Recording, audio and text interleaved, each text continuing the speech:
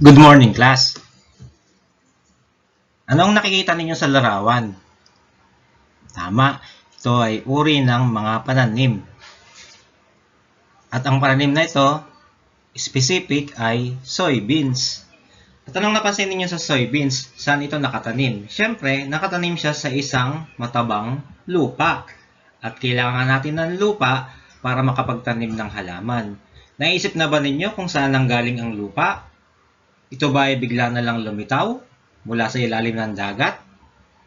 Pag-aaralan natin ngayong umaga na ito kung paano at saan nanggagaling ang lupa.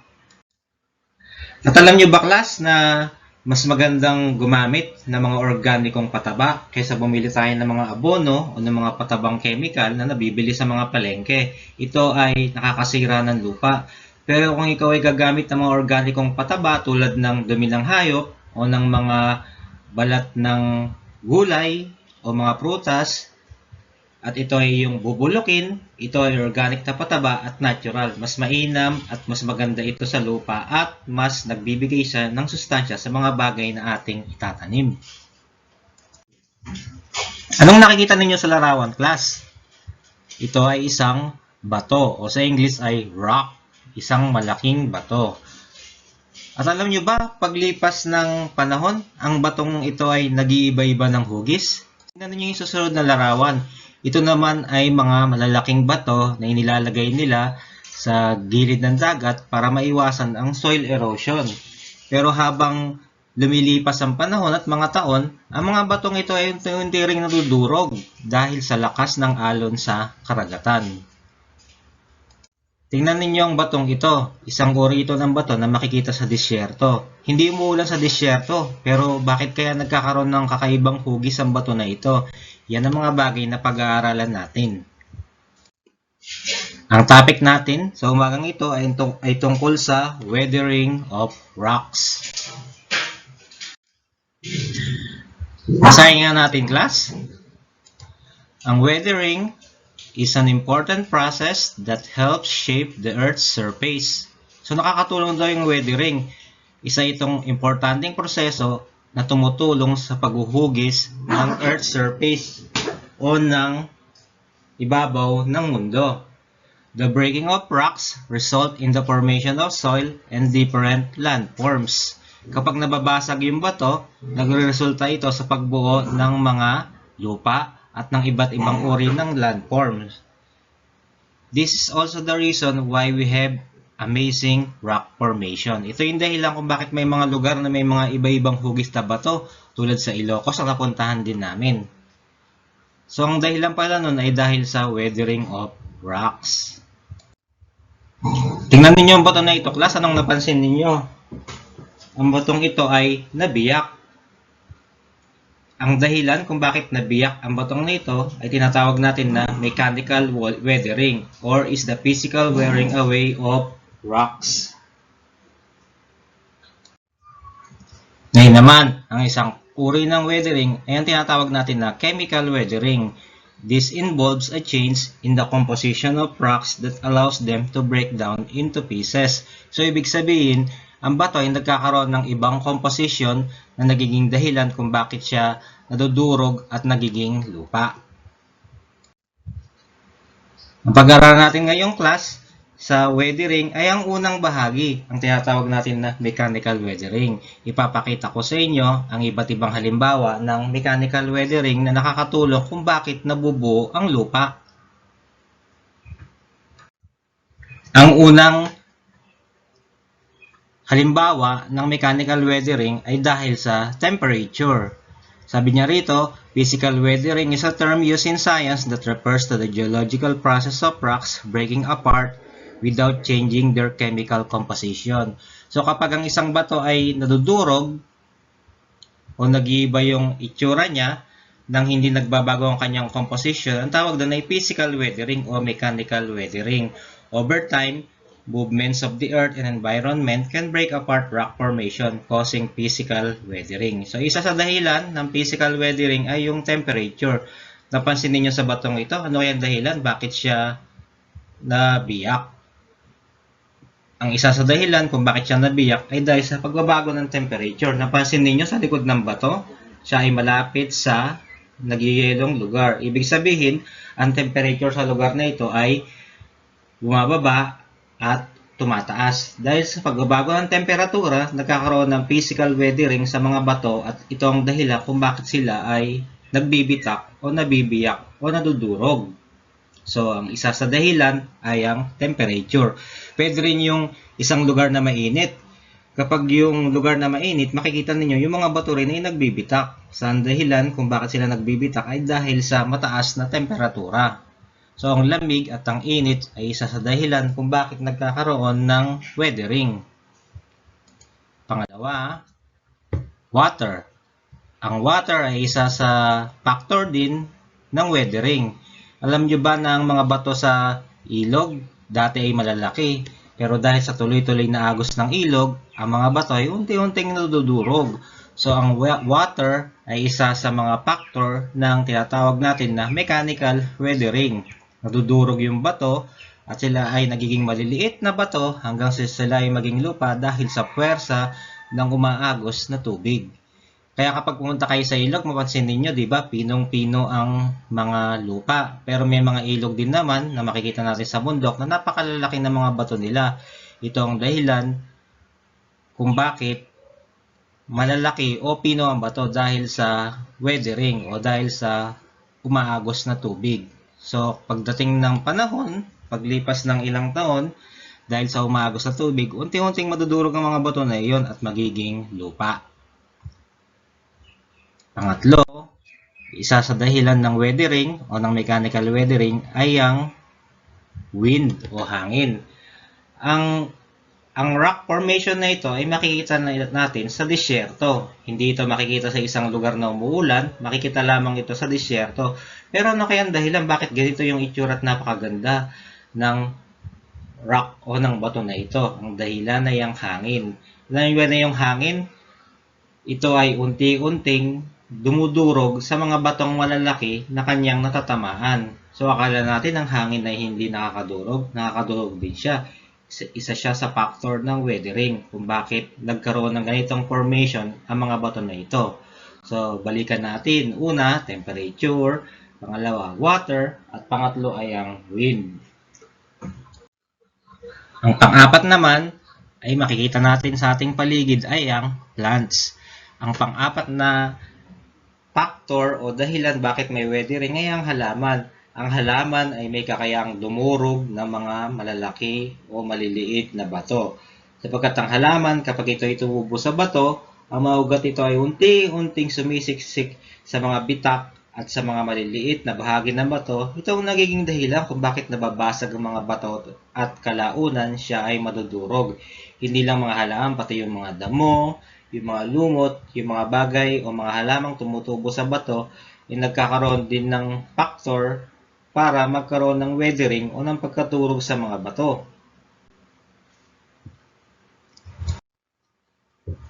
Panglima, ang mga animals o hayop. Alam niyo ba na ang hayop ay malaki ding factor kung bakit mayroong tinatawag na mechanical weathering? Sabi niya rito, animal action, animals, moles, groundhogs, and some insects digs into the ground and soil is then loosened. So, hindi lang pala hayop, pati pala mga insekto na naghuhukay sa ilalim ng lupa. Kapag sila ay naghuhukay sa ilalim ng lupa, yung nangyayari daw ay lumalambot yung mga lupa at minsan yung mga bato ay nadudurog dahil sa mga ginagawa nila. So, ang mga hayop na ito ay malaki ding factor kung bakit mayroong mechanical weathering. Yung aso nga namin kapag nasa labas ng bahay, naghuhukay siya ng lupa. At may mga aso rin ako nakita na naghahakot ng bato. Diba? Ang hayop ay isa rin sa factor ng tinatawag natin na mechanical weathering. At pang-anim, ang malaking factor din ng mechanical weathering ay ang mga tao o ang mga humans. Nakita ninyo dito sa larawan, hinahakot ng malaking equipment at ng dump truck yung mga bato sa bundok. Ang dahilan ng weathering na malaking factor ng contribution ay ang mga tao. Malaki ang kanilang nagagawa para madurog ang mga bato at ito ay maging lupa. Ngayong class, dadako tayo sa isang activity. So, bibigyan ko kayo class ng 10 minutes para i-perform yung activity na ito. Sundan ninyo mabuti yung step. Observe it properly, and then you have to write your answer for the guide question in your science notebook. So, i-explain ko mabuti yung activity na gagawin ninyo para masundan ninyo. At pagkayari doon ay meron dalawang tanong na inyong sasagutin at higit ninyong maintindihan ang ibig sabihin ng weathering. Okay class, ihanda na ninyo ang inyong mga activity notebook sa inyong science. Ito ang ating activity 1 at meron itong title na Mechanical Weathering Pounding. Ito ang mga bagay na kailangan ninyo. Kailangan niyo ng isang pirasong chalk. Kung wala kayong chalk, pwede kayong kumuha ng pamintang buo sa inyong kusina, humingi kayo kay nanay, kay ate, o kay kuya. Gagamitin niyo sa ating science experiment. Pangalawa, kailangan din ninyo ng hammer o ng martilyo. Kung meron siyang martilyong ginagamit sa kusina na rubber, pwede rin yung gamitin para makatulong sa ating experiment. At pangatlo, kailangan ninyo ng piraso ng tela, pwedeng panyo na hindi na ginagamit, pwedeng basahan o anumang uri ng tela. Reminder class, sa pag-perform natin ng activity na ito, huwag paglaruan ang martilyo at ang chalk. Baka mamaya ay mapukpok ninyong inyong mga kamay o makasira kayo ng gamit. Ingatang mabuti ang mga sarili at huwag basta-basta ito gagamitin ng hindi sinasabi sa instruction. Ano ba ang mga bagay pa na dapat natin gawin? Hiram kayo ng goggles, yung nilalagay sa mukha para maprotektahan ang ating mga mata sapagkat kayo ay magpupukpok mamaya. So kapag nakuha na ninyo class yung chalk, yung hammer, at yung piraso ng tela, gagawin na natin yung activity. Okay class, bibigyan ko kayo ng 5 minuto para kunin ang ating mga materyales. So timer starts now.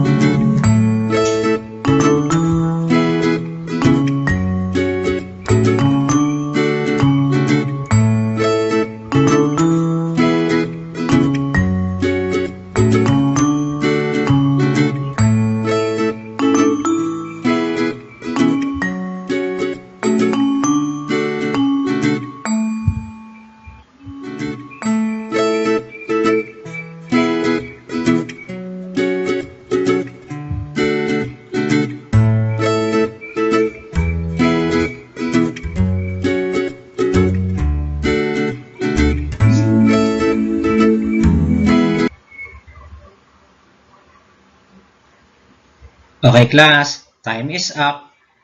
So hawak na ninyo ngayon ang piece of chalk o pwedeng pamintang buo, ang martilyo, at ang piraso ng tela. At umpisa na natin yung ating activity 1. So isuotan ninyo ang inyong mga goggles para maprotektahan ang inyong mga mata. Okay, kunin ninyo ang piraso ng chalk at ilagay ito sa loob ng tela. Kung walang chalk, pwedeng ang paminta ang ilagay ninyo sa loob ng tela at ito itupi. Yan, ngayong naitupi na ninyo ang tela at nasa loob na nito ang chalk o yung paminta, kunin ninyo ang martilyo.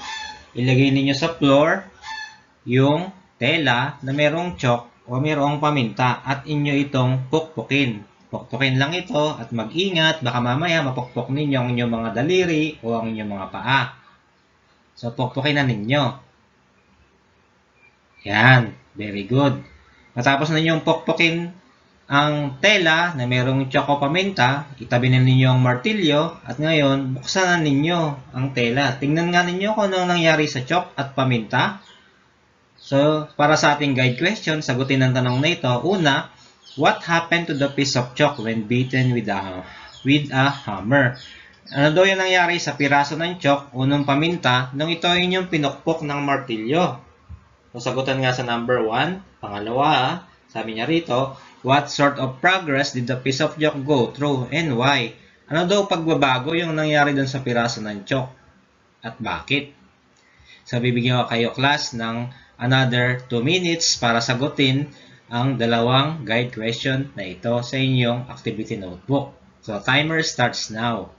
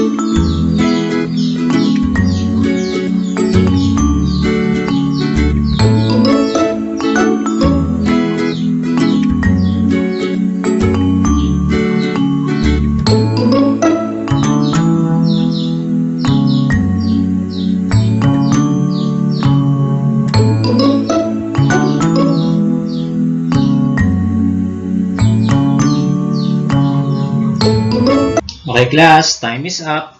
Ngayon, i-discuss na natin ang ginawa ninyong activity.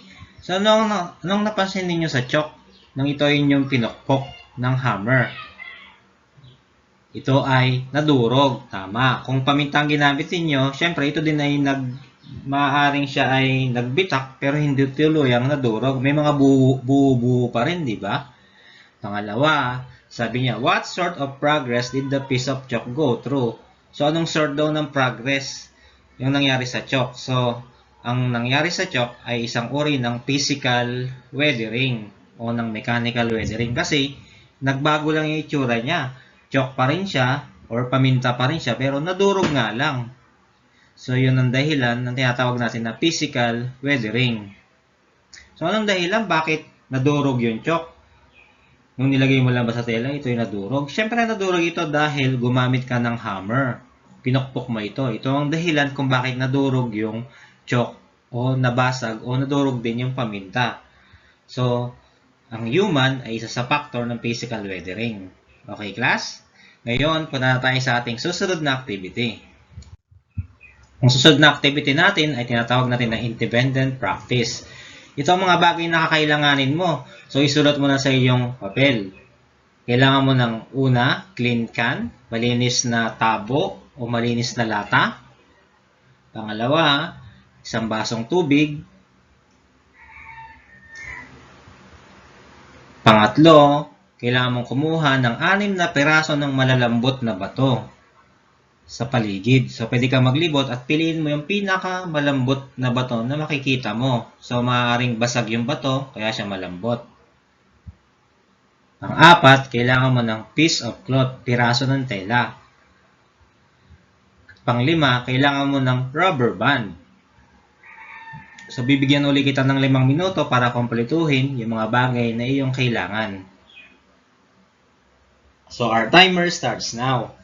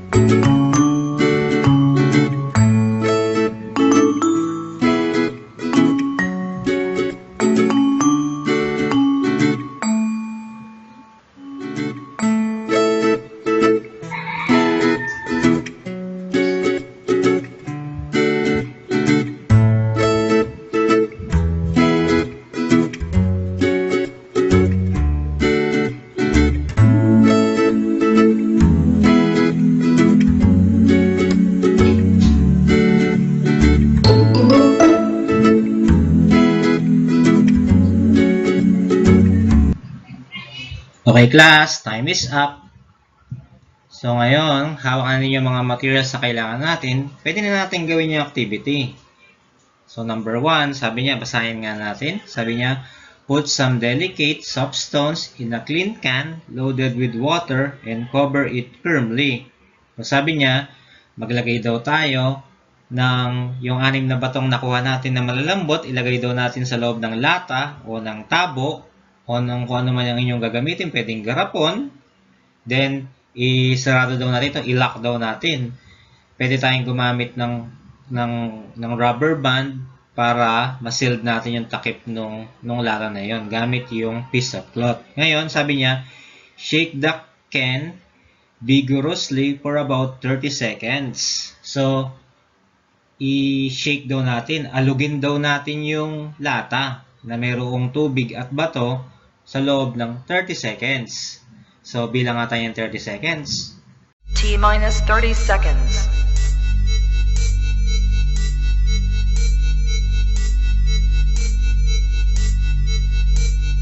T-minus 20 seconds.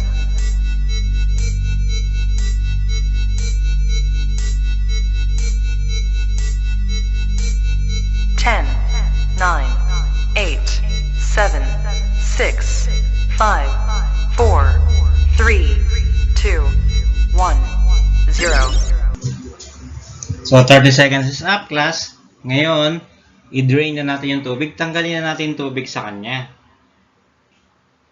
Matapos nating tanggalin yung tubig, ilagay natin yung mga nadurog na bato sa cloth na kinuha natin. Okay. So, ngayon natanggal na natin. Tingnan nga ninyo kung ano ang nangyari. Anong napansin ninyo sa bato? Meron pa bang bato o wala na? So, ngayon, gagawa na tayo sasagutin na natin yung ating guide question. Sabi niya, number 1, so ihendahan ninyo yung mga activity notebook habang in-explain ko sa inyo ang ating guide question. Una, sabi niya, where did the small grains of rock stones come from? So, saan daw nanggaling yung mga maliliit na piraso ng bato? Di ba may mga batong durog na nakita ninyo dun sa tubig? Saan kaya ito nanggaling?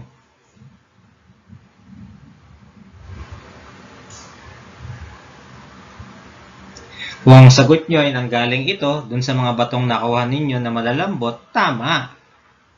At pangalawa, sabi niya, ano kaya ang naging dahilan bakit ito ay nadurog? Bakit siya nadurog? Why? Sabi niya. So, ano sa palagay ninyo? Bakit nadurog yung bato?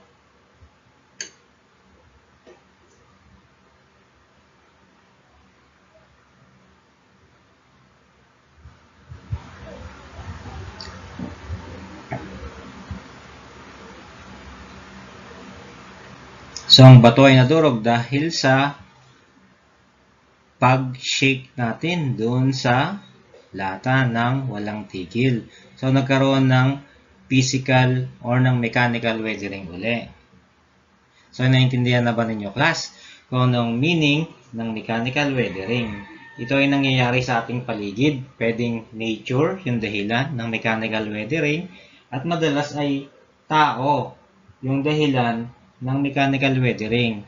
At ang bagay na ito ay nakakatulong para magkaroon tayo ng soil na kailangan natin para tayo makapagtanim, na para pumino yung lupa, makasustain ng halaman at gumanda ang ating paligid. Di ba napakaganda?